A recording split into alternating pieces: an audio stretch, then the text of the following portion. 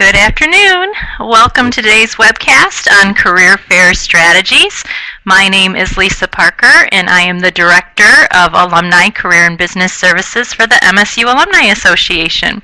We are hosting this cast today in preparation for the Recruit Detroit event. I'll change my slide here.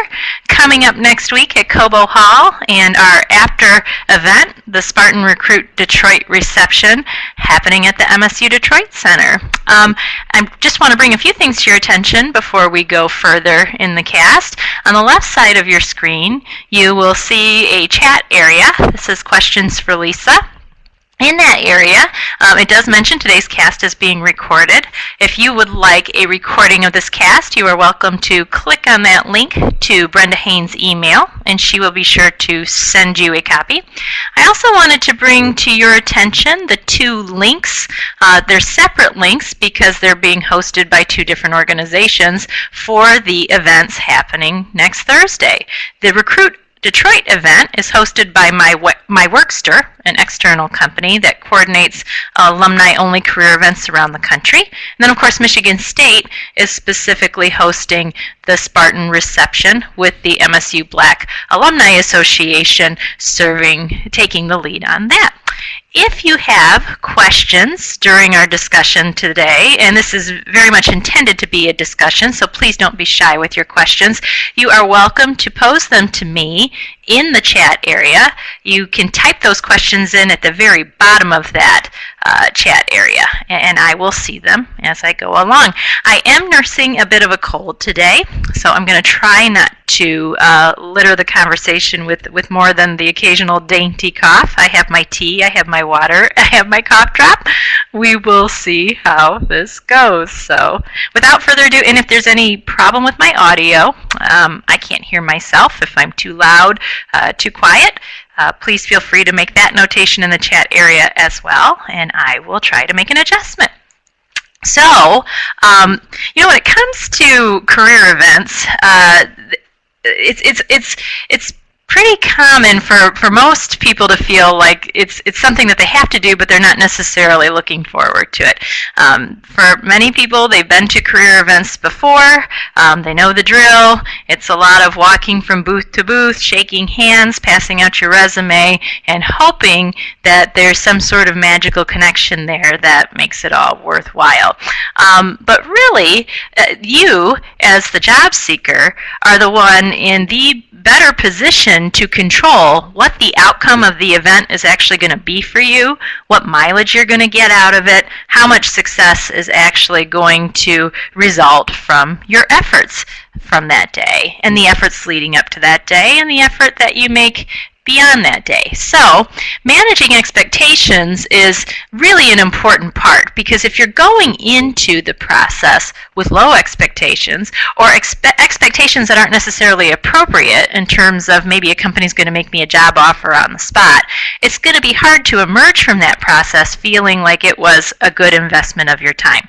And I want to assure you that anytime you have the opportunity to be face-to-face with decision makers from a company, no matter their level, it is very much worth your time. And you also want to make sure that anytime they have an opportunity to be face-to-face with potential talent interested in their company, that it's been worth their time too. So, one question you have to ask yourself is, what are you there for? Now, many people will say, I'm there to get a job. But career fairs, job fairs, whatever they're posed as, aren't specifically designed to give you a job.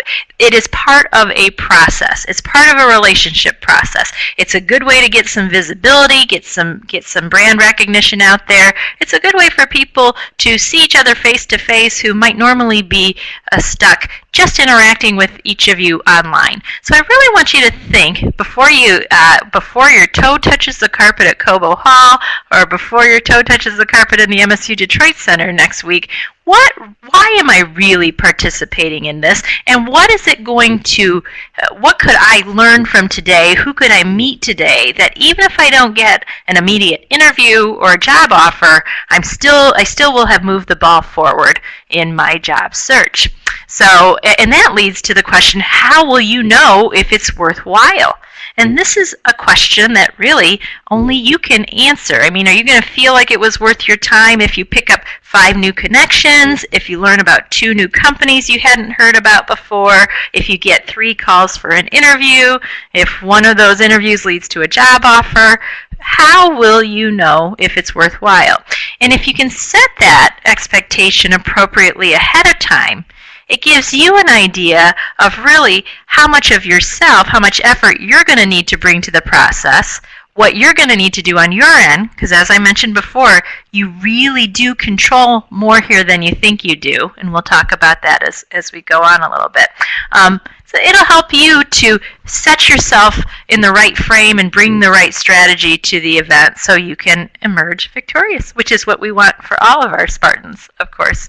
And then I really want you to think, who might hate the experience more than you do? The tricky thing as job seekers is it's that one. Now, it's not the only time in our life, but it's one time in our life where we become very self-focused. And I'm not trying to be mean by saying that at all, but our job search is mostly about us. It's about what we do. It's about what we know. It's about what we would like to do.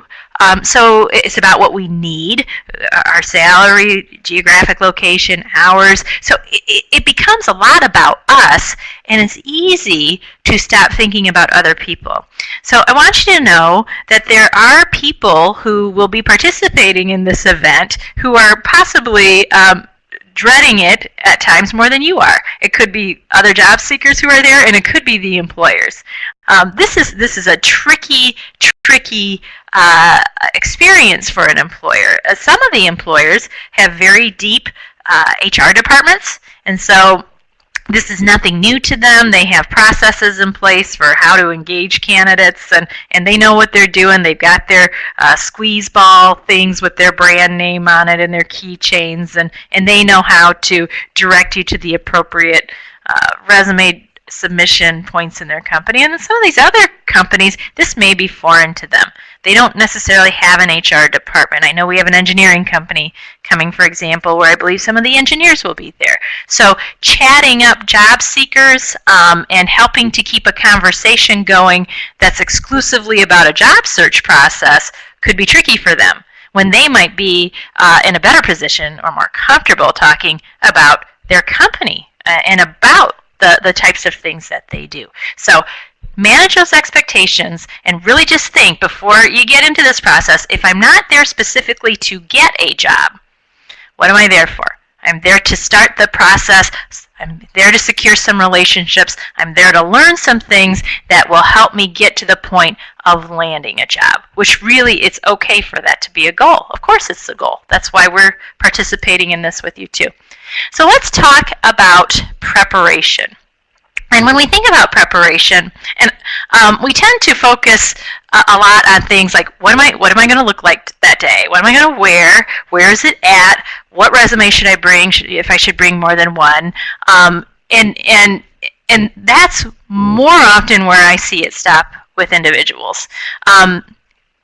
Especially when it comes to a career fair. Now, when we're going to an individual job interview, we might get a little bit more involved with the preparation process. We might be reading about a company more, for example, to get their history.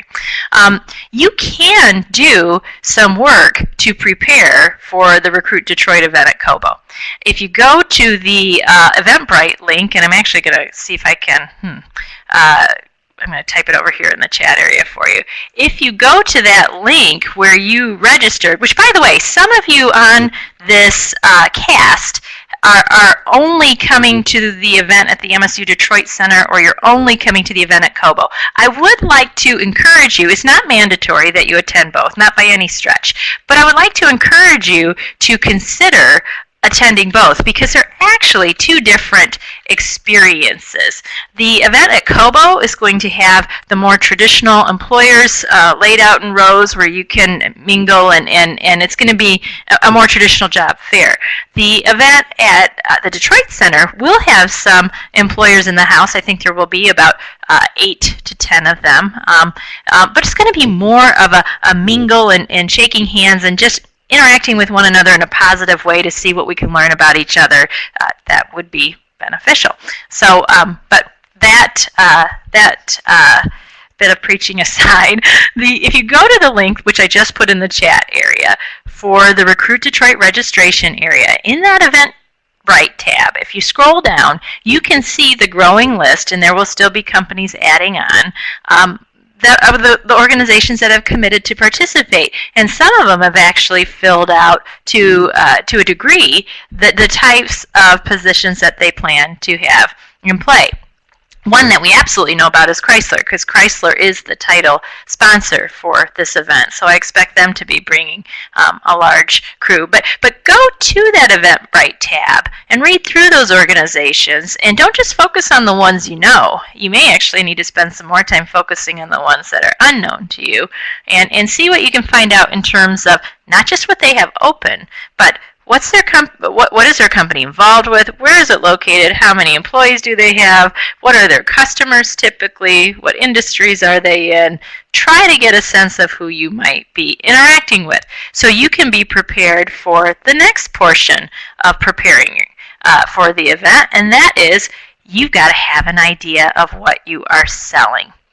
And this is a hard thing to nail down when you're going to a job fair, especially if you've got the type of skills where you may be able to do more than one thing. I mean, you might have a marketing and sales background and an HR background and an accounting background. Now, normally when you're applying to a job individually, one at a time, you can adjust and sell specifically to that role right there in that moment. It's tricky in a job fair if you feel like you've kind of got to have multiple personalities that day. One booth, I'm selling myself as an HR person. Another 2 booths down, I'm an accountant. So that's going to take some thought on your part. That's going to take some thought in terms of what are you good at? What would you prefer to be doing at this moment? What are the skills that you have that you think are more likely to command the street value in terms of pay for what you're actually looking for? And be thinking about that. And be thinking about how are you going to, which comes into, of course, what do you know? What do you know how to do? Who do you know that may show that you have the ability to help that organization grow, solve a problem, that may show that you have perspective to their industry, to what they're involved with.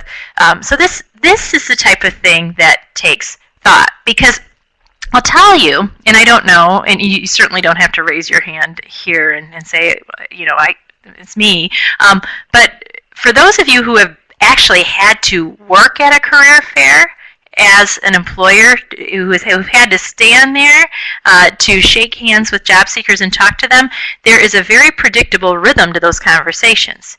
You will usually have a situation where somebody comes up to you, they hand you their resume. The resume is somewhat generic. It's hard to specifically tell what it is that they do or want to do, and the conversation tends to be around the individual, being motivated, being a good team player, being flexible, and those aren't selling pieces. And so when you think about it, you're one participant in what could be, 500, 1,000 participants on Thursday.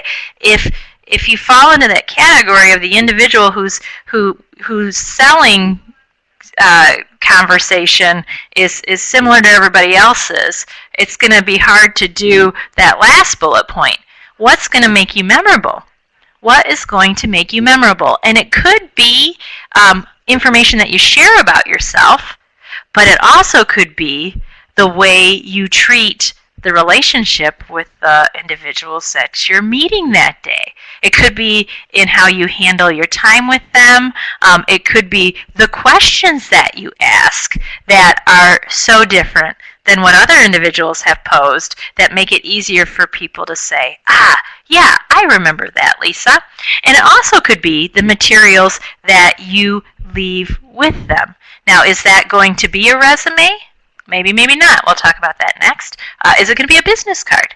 That could be a way to do it. Is it going to be the thank you note that you write to that organization for having participated in the event because you thought to pick up their business card that day as you were moving through.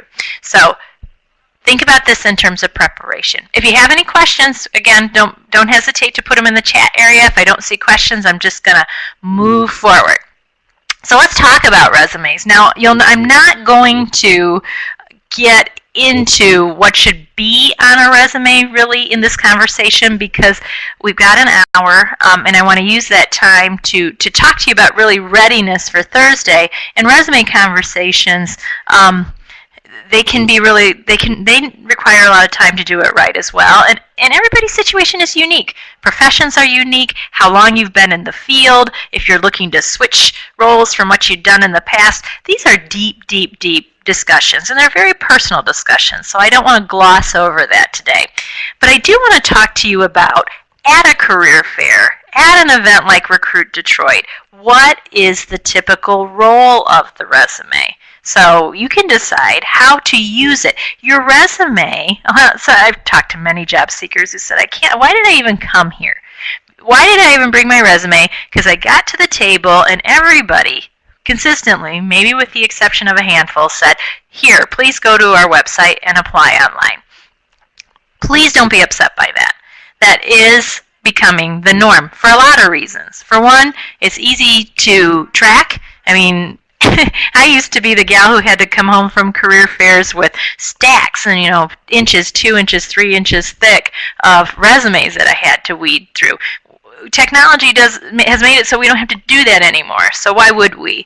Applying online is also an important way for companies to be able to track who is expressing interest in their roles so they can get an idea of how their HR teams are handling the recruitment process and people who have expressed an interest. And it also provides some sort of response for that person who says, hey, I applied to you, but I never heard anything. They can't be held accountable to whose desk your resume may be on, but they can be held accountable to what they're seeing in terms of online application tracking. So please don't be upset by applying online. In fact, in some situations, candidates apply to the positions that they like ahead of the job fair. So they can have that conversation and say, just want you to know, I saw you were going to be here today, and I went to your website. I saw you're looking for a director of marketing, and I actually put my application in today. You're welcome to do that. I would encourage you to wait until you've had a chance to have these encounters at Recruit Detroit, because you might be able to pick up a tidbit of information that actually helps you better sell yourself in a way that you will stand out when it's time to submit that online application. So what is the resume's job at this event? It's going to do a couple of things. It's going to be a tool for conversation. It is still okay when you go to greet the individual who's representing the company to hand them a version of your resume that you think would be appropriate for the types of roles that they have. It gives them something to look at and have an idea of where they want to start in terms of maybe asking some general questions of you. Now, they may not have questions of you. They might view themselves to be there exclusively to allow you to ask them questions and get better acquainted. So you're going to need to be able to be prepared for that, or else it could be a very short, hi, here's my resume, my name is Lisa, oh thanks, may I take your business card, and on to the next table, which I would say, we could probably all agree, not be a high potential chance that you would have spent your time well that day. Another job for your resume is more for you. It centers you. It centers your purpose. It centers your message. It forces you to again, take a look at what you know, what you're good at, and what your message is going to be. Because when we get into these situations where we have this golden one-on-one chance to interact with somebody personally, we don't want to have a blank slate in our brain. We don't want to have nothing to talk about. And again, we don't want to be going back to, I'm a team player, I like challenges, these types of things that have become cliche commentary. I need just a quick sip of tea here. I'm actually going to mute so you guys don't have to hear me swallow, because I can feel a cough coming on. So feel free again if you want to log some questions. I will be back in just.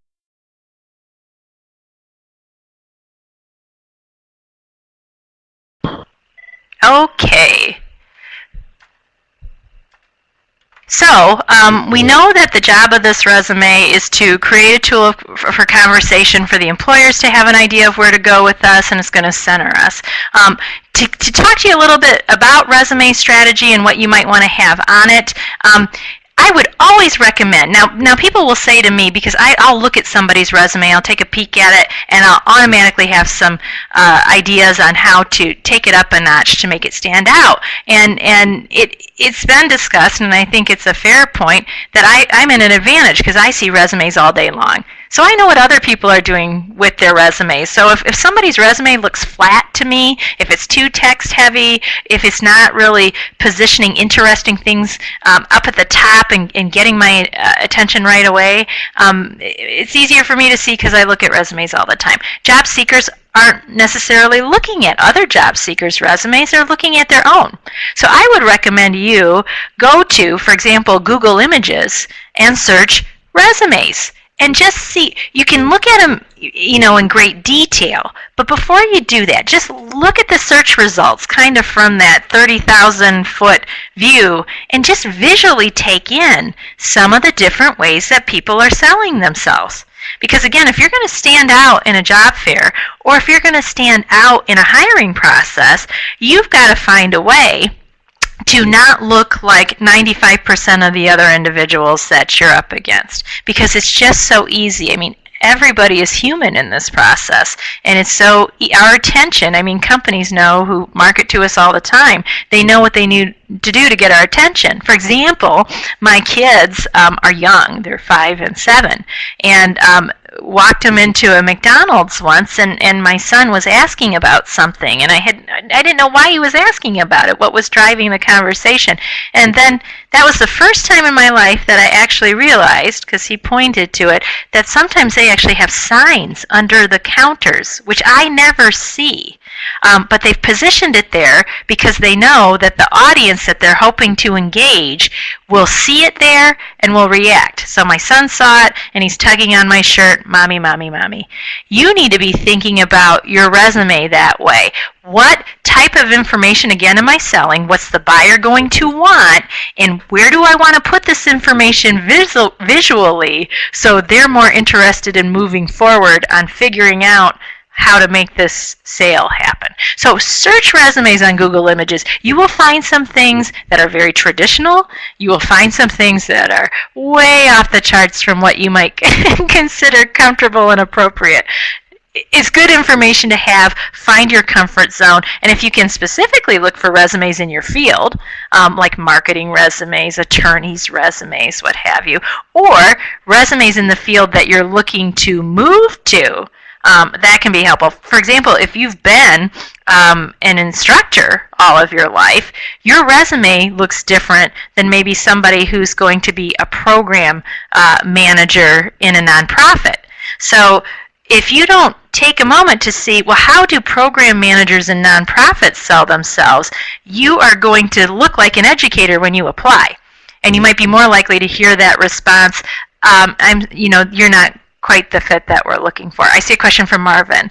You mentioned business cards. Some career fair business cards do not have names. How can I get names? And Marvin, this is always ask. Always ask.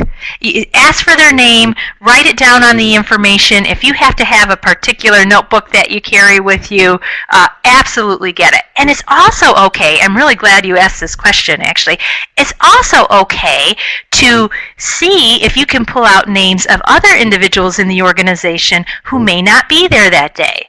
You would want to pose it in a smart way. You don't want to sound like you're going to start stalking somebody, but say, for example, Quicken Loans is going to be there, and they will be there. So Quicken Loans is going to be there. Let's say you don't know much about Quicken Loans. You've done a little bit of homework, but you're talking to the recruiting manager who's there, and you're saying, this is my background, and what types of roles do you see in Quicken that people with these types of skills like mine, would want to be looking at to potentially apply to?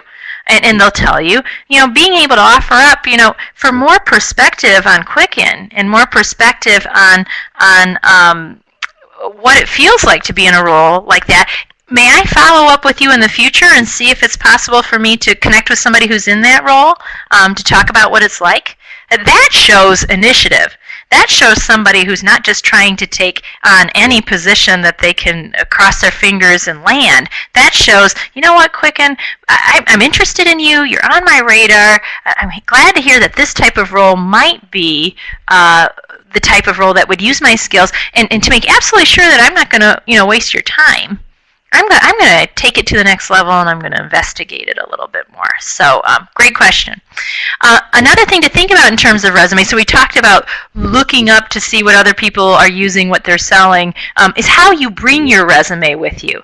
You can have a paper version, of course, multiple paper versions. Some will actually take them from you. But like I said, just don't be upset if they don't. That's normal. Also consider bringing your resume on a thumb drive. Some organizations, potentially Chrysler, might have something right there on site that you can tap your thumb drive into and submit your resume automatically. And isn't it handy to show that you're a modern, up-to-date candidate by having the ability right there to do that technically right there. So that's all I really want to say about resumes at the moment, unless somebody has a burning question, which you're, of course, welcome to ask. I will tell you at the end of this cast, our event hosts for the after event at the Detroit Center, the MSU Black Alumni Association, they have offered collectively, and they have a number of people in workforce development that are part of that organization, to review some of your resumes. So if you have an interest in that, they are going to try to address as many of them as they are capable to do, with priority given to the first individuals who express an interest. But you will see at the end of this cast how you can get in touch with them and ask for that. So let's talk about, again, arriving with the right mindset. We talked about this earlier in terms of it not being about you, and really challenging yourself to remember, as a job seeker, we do slip into that space where we are thinking, I don't want to say exclusively about ourselves, but it's ourselves are the dominant focus, and it's just human nature. So before you get set foot on that carpet, I want you to remind yourself, it is not about me today. It is about these companies, it's about maybe the other job seekers that I'm encountering, and it's about all of this great information that I'm going to walk away with, that had I not made the effort to be here, or all these relationships, all these people I'm going to be able to start a relationship process with, that had I not come out here today, it would not have happened. This is your way to have a shot at getting away from those online-only situations that drive us all crazy, because it's just hard to gain anything from that. You know you're talking to a computer most times. So it's a learning experience. And you can learn a lot of things from a job fair, which we're going to talk about in a few minutes. Your eyes and ears will see and hear what you expect to see and hear. So if you walk into that room, and let's say, for example, it's not as full with the number of companies that you would have felt. Again, what was your expectations going into this event? What would have made it worth your time? If you needed to see 100 companies and you walk in and there's 50, if your mindset is, well, there's nobody here, I guarantee you, when you go through the room talking to those 50 organizations, you will come out feeling like there was nobody there that had been worthwhile to you. It's amazing how that can happen if your mindset's not in the right space. But if you look at that situation, even if only 2 companies show up, which we know is not going to happen, but let's speak in hypothetical terms, if you go into that situation and think, these are 2 people, these are 2 companies, these are maybe 4 people, because they're brought multiple reps, and there's 25 other job seekers here, all who I would not have had a chance to cross paths with today. Had I not come out here, I'm going to get something out of this. I guarantee when you leave that situation, you will have gotten something out of it. Everyone is important. And I want to say that to also stress that you are important, which sounds kind of funny because my first bullet was, it's not about you. And my last bullet is everyone is important, including you. When we're looking for work, in addition to thinking about ourselves a lot, we tend to think less of ourselves a lot, which is an absolute shame, because the only thing that has really changed in terms of who you are and what you know and what you do is you don't currently have a brand name that you're affiliated with that is paying you to be who you are and to know what you know. And so you need to set that aside, because believe it or not thinking highly enough of yourself, especially when you're interacting with people face to face, it comes through and it affects the relationship. It affects the response from the buyer. You know, it's kind of like putting a car out on a lot that isn't shining right at that moment. The buyers are going to go to the shiny cars first, right? So I want you to walk into that event resetting your perspective of your own view of yourself. And that helps, again, when you've taken time in the preparation to remind yourself, what are you selling? What are you good at? Who do you know? And by giving yourself the confidence of having looked at these companies a little bit deeper before you went in, who might I be a fit for in general, by industry, by the types of customers that they're looking to engage, by the culture that they seem to be embracing in a public way. So, what do career fairs teach you? I'm a nosy person, and so I looked for information every direction that I go. And at career fairs, what we tend to say, what we tend to think is, okay, I know these companies are hiring these positions. And that's what I learned from this career fair. But really, you can get bigger picture information that will help you in your job search, not just at that event, but beyond it. For example, the companies that are participating in this event paid my workster to be there. I'm not sure how much it was. I don't think it was prohibitive, but it certainly wasn't insignificant. So companies that are there, I want you to realize, I want you to look at their names, and I want you to be thinking about their industries in total. These organizations have enough need to brand themselves with job seekers and try to attract talent to lay some money down on this process. And that was not necessarily the case a few years ago, which is why it seemed like in 2007 there just weren't any job fairs in Michigan, because employers, not only did they not want the expense of them, they also didn't want the expense of trying to screen and deal with the follow-up of hundreds or maybe more candidates. So you can get an idea, just glance at it. Okay, I'm seeing a lot of financial services here, I'm seeing a lot of insurance, I'm seeing a lot of automotive suppliers. What is that telling me? Is there an uptick here? Was there something that happened legislatively to support this? What's happening? And it also makes you think, okay, so it's very rare for just one company in an industry to be doing well. Typically, industries do well together. For example, automotive suppliers are all recovering right now together.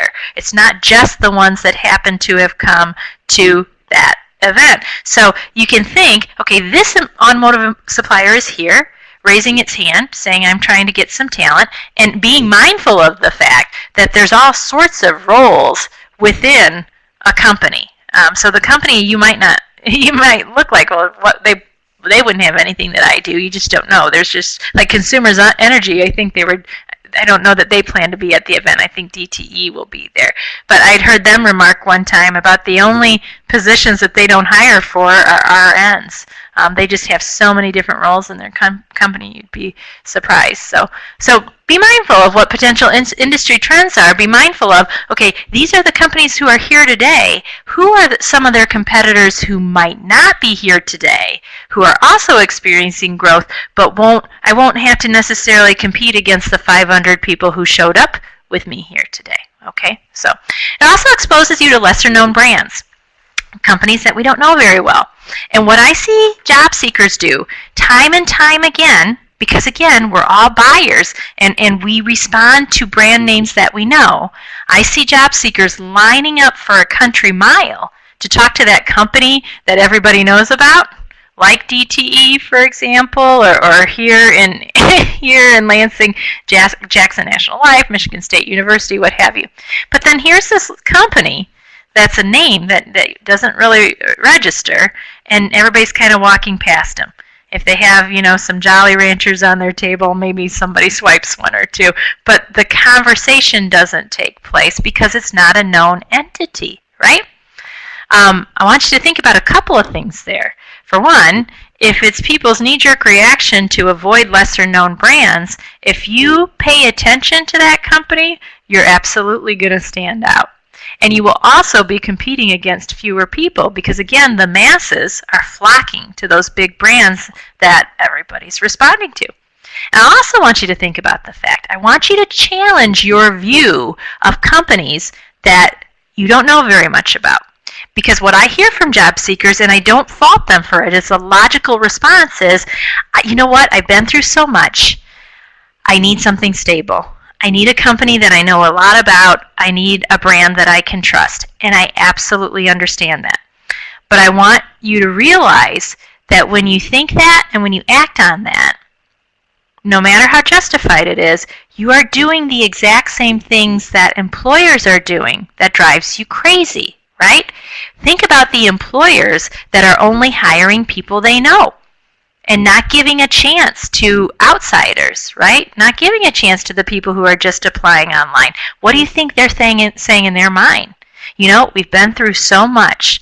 We've got a lot on the line here. We can't afford to have a bad hire. We would just prefer to play it safe and go with somebody they know. So we've got to shake both sides out of this habit because there are a lot of great opportunities and there are a lot of great talent out there that could come together in an effective way if we weren't so reliant on satisfying that by knowing each other well is somehow going to be a more secure situation. Because I think we can find multiple examples that doesn't really determine what the outcome is going to be. So don't shy away. In fact, flock to the companies that people are ignoring. Another thing that you can learn from a career fair is how your competition is selling itself. Again, just like I was saying with looking at the Google images of resumes, look and see what people are doing that day. How are they engaging employers? Are they bringing something with them? Are they using portfolios? Keep your ear open. What questions are they asking about? What materials are they leaving with them? How did they dress? Did you overhear how they might have set the stage for future interaction and follow-up?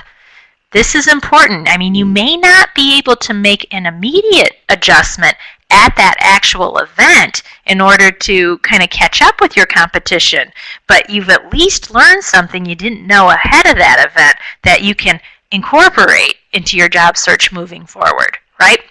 The other thing that job fairs teach you is that employers really do want to connect.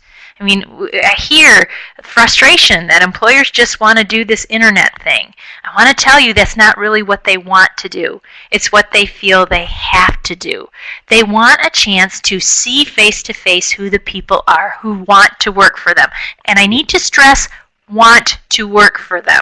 Because again, if you're just going to try to land something and it's not truly about that organization being special, they're definitely going to see that in person, more so than they'd see it online, and the consequences could actually be more severe. But they want to connect. They want to tell their story to people who want to hear it. They want to be asked questions that are meaningful, and they want to know about you. So be excited about that and think about how can you honor that in your interaction with individuals that day.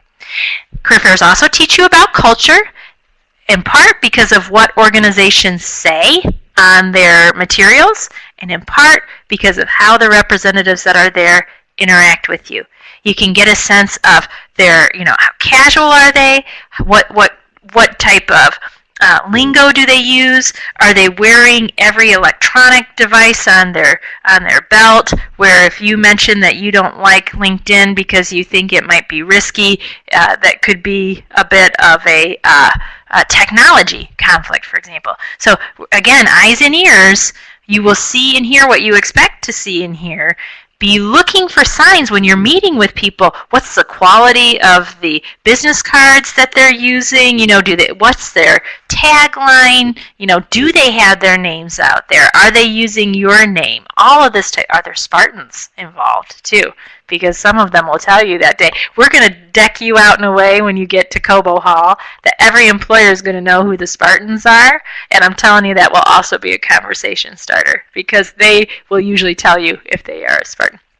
And then the other thing career fairs teach you is whatever you're smart enough to ask about. Because again, the sky can really be the limit in terms of what you want to know about companies, about what other job seekers are doing with the conversations that you strike up, about industries, about professions. It all comes to what you thought to make sure you were going to encounter in terms of information that day. And we will talk in a moment. We'll close out the cast actually with just some thoughts on engaging questions. Common mistakes that job seekers will make at a career fair is avoiding industries that don't interest you. And I guess we'll do these two together, skipping companies that don't have the jobs that you want. We tend to think about, okay, so ABC company's going to be there, and they've told me they're hiring for these 3 positions. They made it public. Well, none of those 3 positions interest me, so I can just skip that one. Those are the 3 positions that are the priority for the organization at that moment. What about 3 months from now? What about 6 months from now? What about 2 years from now?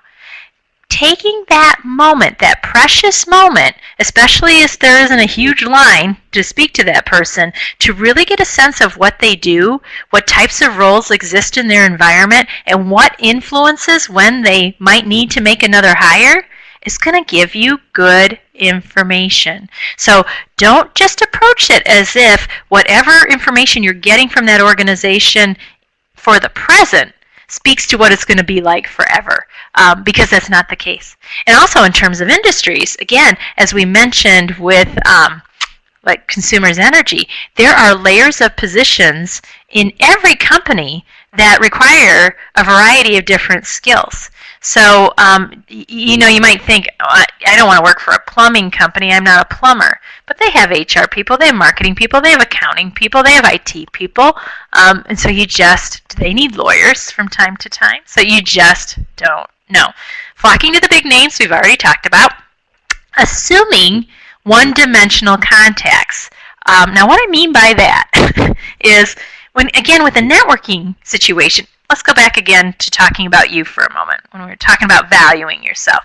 Okay, so when you're a job seeker, and whether you're unemployed or not, doesn't matter, you still know a bunch of people that you've accumulated in your life, right? Professionally and personally.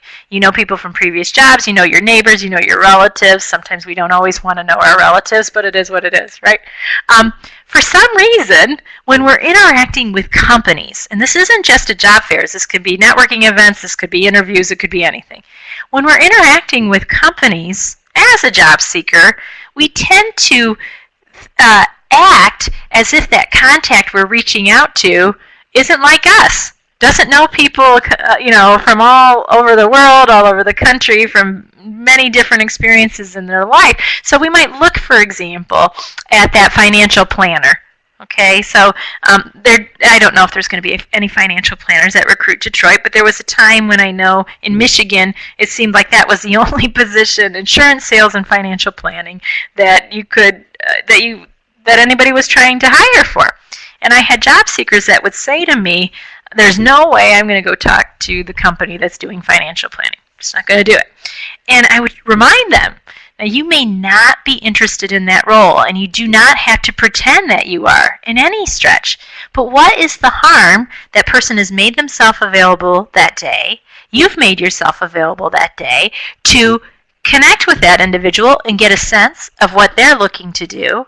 Give them a sense of what you're looking to do to see where the conversation goes. Because, maybe that person isn't going to be your next employer, but they could be a networking contact. Financial planners network all the time across a wide range of professions and businesses. And maybe that person, maybe you're wanting to be in healthcare IT, and that financial planner's spouse works at the Detroit Medical Center in HR and IT. You just don't know. So treating the individuals that they are more than their company, because you want to be treated like you're more than your current or former company too. Treating them like an individual who, okay, maybe the way we originally thought we might come together isn't going to work, but that doesn't mean we can't still, knowing what one another's looking to do, try to help each other in a bigger way as a networking contact. So just be aware of that. And also be aware it's not uncommon for people to work in industries for a period of time. So let's say I'm in HR for an automotive supplier. It's possible I've already worked for 2 other automotive suppliers, and it's possible I'm looking for a job and I'm not going to tell anybody, but 6 months from now I'm going to be working at a different automotive supplier, right? If you can actually handle that relationship where it becomes a relationship and just not a transaction in that moment of, okay, here's my resume, you could potentially gain some insight or inroads to those previous 2 automotive suppliers, or you could potentially still be on that individual's radar. Let's say you build enough of a back and forth relationship where you're comfortable being connected through LinkedIn, where when that transition happens for that person down the road, you're still on their radar. And they're thinking, I remember we met at Recruit Detroit. And at that time I was working for ABC Company, but now I'm working for DEF. Are you still looking for a job? Because I think we finally have something that's similar to what you were describing. See how that works? Now, some people raise their eyebrow at that, or they shake their head, or they get frustrated because it's not immediate gratification. But when we're being realistic, how much in a job search really is immediate? And so often, what people are experiencing right now in terms of success is directly related to whatever was going on, whatever they were doing in terms of reaching out to people 6 months to a year ago. So start right now. Don't let a day pass in terms of the attention that you're giving to relationships. And using Recruit Detroit and using the after event at the MSU Detroit Center for that purpose is the right way to go. And so then here we go with that last bullet, mistake of not converting recruitment conversations into networking. It's just crucial. In fact, I'll tell you too, I used to be a recruiter. I was in third-party recruiting for a number of years, and I recruited accountants. And I would speak frequently on job search strategy and such, just to a variety of groups. And I had one gentleman that actually came right out and said, that he I had talked to him about the importance of networking, and he came right out and said in front of the entire group that, really, you recruit accountants. There's no real value for me, truly. I just need to be honest with you. I've got a job search here. I've got to be efficient. I'd be wasting my time networking with you. And I had to remind him that as a recruiter of accountants, and there may be staffing firms there that day, by the way, which we tend to think that we need to avoid sometimes, recruiters talk to executives in a variety of roles in a company. So yes, I placed accountants, and that gentleman was in IT, but IT and accounting are frequently blended together in organizations. I talk to CIOs, I talk to CEOs frequently. And so it was just interesting that his, again, view of me, she recruits accountants, so she's of no value, it really reduced the potential for a bigger relationship. So again, taking that to the staffing companies and thinking about those financial planners and things like that. If you're going into that event with what your expectation is for the day is to just get a job from somebody in that room directly, that person's going to be my next employer, you are going to be really limiting the bigger picture access that everybody in that room, I kind of get giddy when I'm in a room full of people. It doesn't need to be 10. It doesn't need to be 100, doesn't matter, because I always kind of picture that Verizon guy that has his network behind him when he's talking, when he's holding up his phone. Picture just 10 people in that room with 100 or 200 people standing around them that are part of that individual's network, whether they're conscious of it or not, and realize what the potential gain is if you're viewing that experience in everybody that you're interacting with in a different way. Body language, that's important, and that's your body language and theirs. I mean, we've talked about your body language in a brief way in talking about, again, your view of yourself and what is your purpose. If you're just going there because you're being flexible, trying to get something, that will come through in your body language, because you're not going to be showing genuine interest, genuine specific interest in an organization or in a role, and it's hard to fake that. It really is. Your questions will be generic. The documents that you're feeling like you need to share will be generic, and it's going to be tricky. Now, actually, I meant to say this in the resume part, so I'm going to throw it out right now. Don't feel that, because I can hear the wheels spinning, and maybe I'm making it up, but I can hear the wheels spinning in some of your minds. I can't prepare 50 different resumes for this event, Lisa. I can't prepare 50 and look genuinely interested in 50 organizations. You don't have to give everybody your resume that day. You really don't.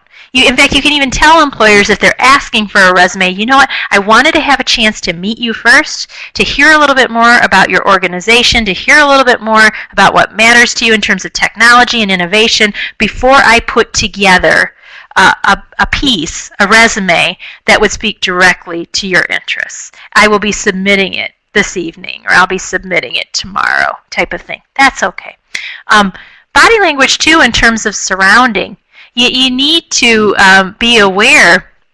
People are taking in every bit of information. If you're standing there talking to an employer and your cell phone rings and you all of a sudden you need to take it, or if you're standing in the middle holding up traffic, texting or something, employers are going to see that.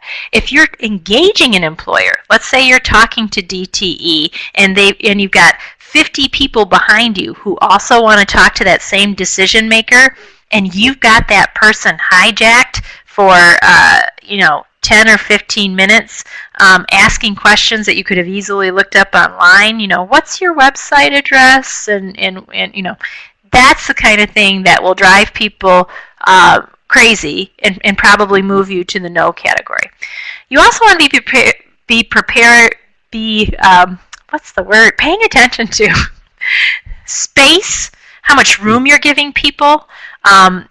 When employers are standing there, they're kind of stuck. They're there, everybody's looking at them, people are crowding them. It can be very overwhelming. So be very just attentive to space, be attentive to the volume that you're speaking in, be attentive to the volume that they're speaking in. If they're softer speakers, you're going to want to become a softer speaker.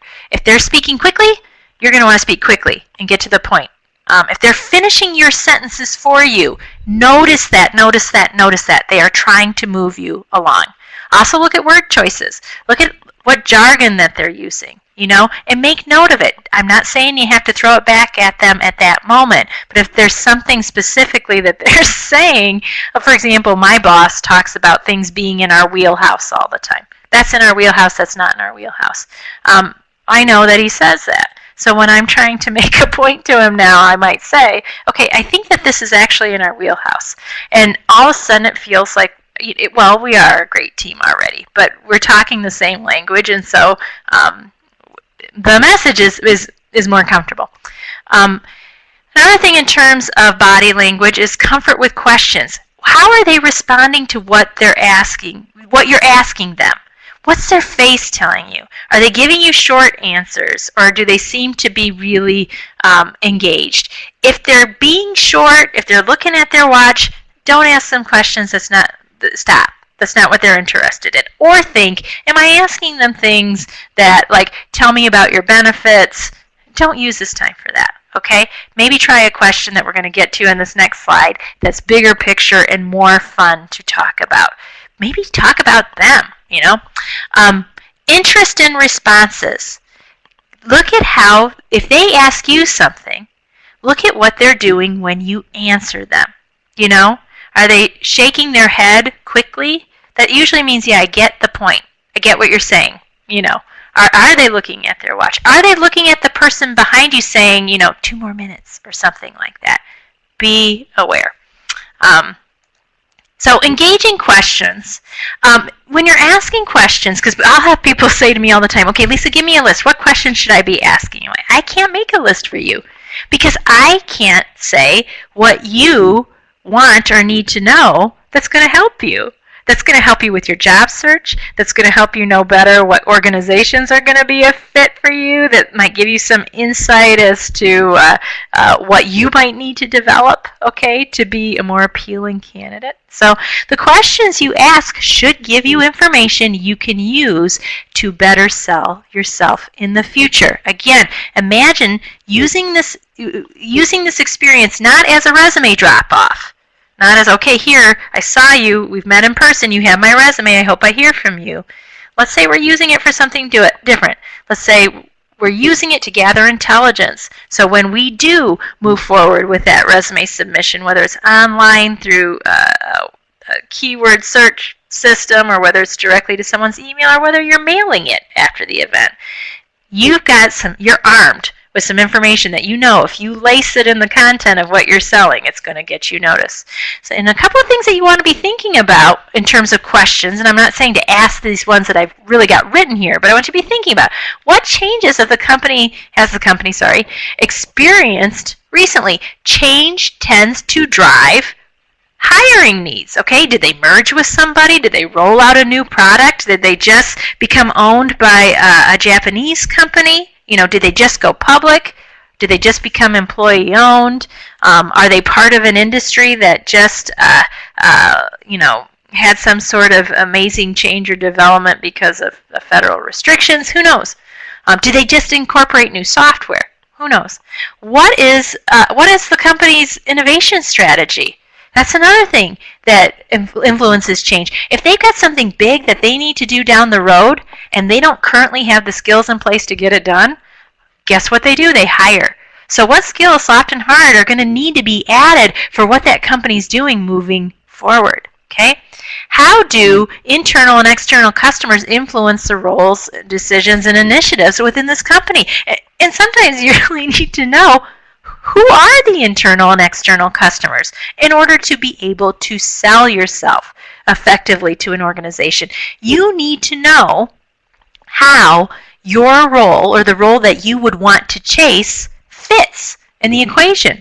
Because if you don't know that, if you don't know why it's important to the company and what it does in order to really secure that company's chance of growing in existing 5 years from now, you can sell yourself as a team player who knows Microsoft Word and Excel and who can do, data analysis. And that might be okay. That might get you somewhere. But where you're really going to be able to hit that ball out of the park is if you can not only sell yourself as a fit for a role, but sell yourself as a solution. And you won't know how you're going to be a solution typically from just reading a job posting. You need some intel, and that's where the questions could help you with that. You don't have to cover all of this with one person at the event. Again, that's going to be overwhelming for somebody. But be thinking, these are the kinds of things where if I can just get a tidbit, I might be better off. So, excuse me, I need another tea sip.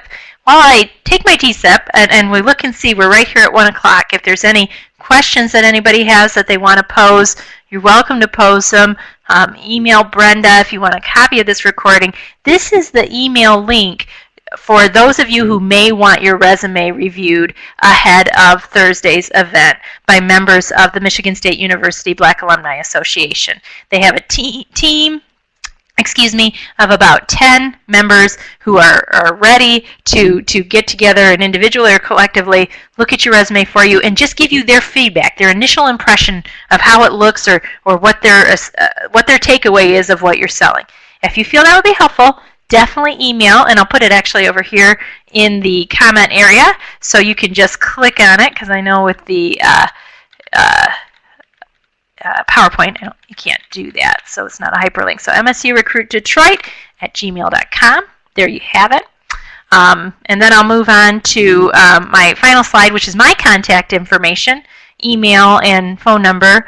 Please don't be shy to reach out to the Alumni Association, not just for this event, but for your needs. If you need to talk through really what your strategy might need to be. Now, contacting us to have us tell you job leads or help you actually get a job, that's not really, we would be making false promises if we indicated that we were prepared to do something like that. We're not a recruitment agency, but we are definitely here for our Spartans, and we are accessible, and we would love to talk to you, and we will see you, Brenda Haynes, who's the one you can send requests for recording to, and myself. We will be greeting you, as well as members of the MSU Black Alumni Association, at Cobo Hall. We will be decking you out in your Spartan lapel pins and Spartan name badges, and wishing you the best of luck